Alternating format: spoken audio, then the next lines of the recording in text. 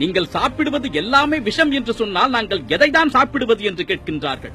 ஏன் இப்படி பீதியை கிளப்புகின்றீர்கள் என்று கேட்கின்றார்கள். நாக்கிற்கு அடிமையாகி நரம்புகள் தளர்ந்து போய் செல்கள் சிதிலமடைந்திருக்கின்ற இந்த சமுதாயத்திற்கு உண்மையை பேசுவது பீதியை கிளப்புவதாக தான் தோன்றும். நம் முப்பாட்டனும் பூட்டனும் பாட்டனும் எப்படிப்பட்ட அழகான உலகத்தை நம்மிடம் விட்டுச் சென்றார்கள். நம் குழந்தைகளுக்கு நாம் எதை கொடுக்க போகின்றோம்? 25-30 ஆண்டுகளாக பன்னாட்டு நிறுவனங்களும் காசுக்காக எதையும் விற்பதற்கு தயாராக இருக்கின்ற ஒரு கூட்டத்தின் செயல்பாடுகளுக்கு அடிமையாகி போய் கிடக்கின்றது இந்த சமுதாயம். காலம் காலமாக பரம்பரையாக நாம் உண்டு வந்த உணவுகளை எல்லாம் தடுத்து நிறுத்தினார்களே, அப்பொழுது என்ன செய்து கொண்டிருந்தீர்கள்? கடலை எண்ணெய் உபயோகப்படுத்தாதீர்கள், நல்லெண்ணெய் உபயோகப்படுத்தாதீர்கள், தேங்காய் எண்ணெயை உபயோகப்படுத்தாதீர்கள் என்று கூறி கூறி உங்கள் அறிவை மழுங்கச் செய்து ரீஃபைண்ட் ஆயில் என்ற ஒன்றை கொண்டு வந்தார்களே. இன்று எத்தனை சிறப்பு மருத்துவமனைகள் இதய கோளாறுகளுக்காகவும் சர்க்கரை வியாதிகளுக்காகவும் உங்கள் பகுதியில் இருக்கிறது. அயோடின் உப்பை சாப்பிடு, அயோடின் உப்பை சாப்பிடு என்று கூறி கூறி என் தெருவில் கூவி கூவி உப்பு விற்றவனை எல்லாம் உதைத்து தள்ளினார்களே. அதன் பலன் என்ன தெரியுமா? இன்று வீதிக்கு வீதி தைராய்டு ஸ்பெஷாலிட்டி ஹாஸ்பிட்டல்கள் முளைத்திருக்கின்றன. புற்றுநோய் என்பது எங்கோ ஒருவனுக்கு ஏதோ ஒரு மூளையில் வருகின்ற ஒரு நோயாக இருந்தது. ஆனால் உங்கள் பகுதியில் புற்றுநோய்க்காக மருத்துவம் பார்க்கின்றேன் என்று எத்தனை மருத்துவமனைகள் முளைத்திருக்கின்றது. எப்படி வந்தது புற்றுநோய்?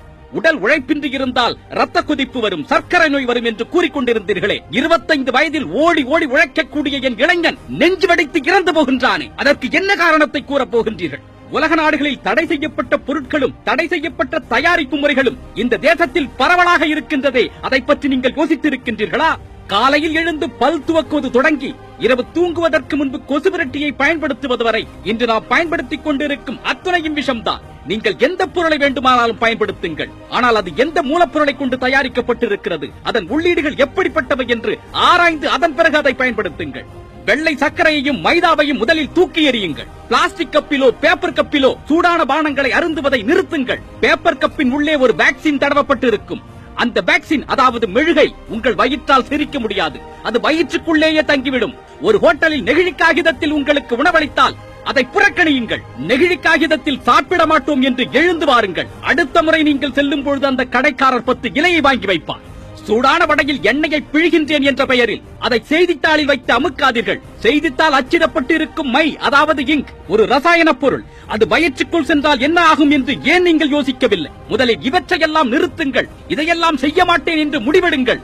அதன் பிறகு ஒவ்வொரு படியாக உங்களை நீங்களே உயர்த்திக் கொள்வீர்கள். மாற்றம் என்பது நினைத்த மாத்திரத்தில் வருவது கிடையாது. அது ஒரு பயணம், அது ஒரு நோக்கம், அது ஒரு இலக்கு.